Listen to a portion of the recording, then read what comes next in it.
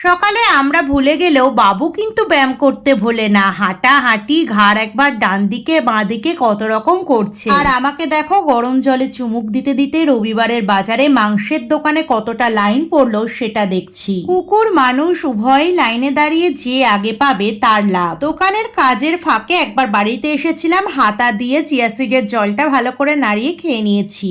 দুপুরে বাড়িতে আসতেই মা বললো যা গিয়ে ডিমের পোচটা ভেজে নে। আর আমি তোমাদের ভিডিওতে ক্যাত মেরে দেখাতে গিয়ে ডিমের পোচ ফেটে তারপরে বিকেলে মা প্রতিদিনের মতনই বেডটি নিয়ে হাজির। আজ রাত্রে আমাদের একটা জন্মদিন বাড়ির নিমন্ত্রণ ছিল দিদির মামা শ্বশুর বাড়ি।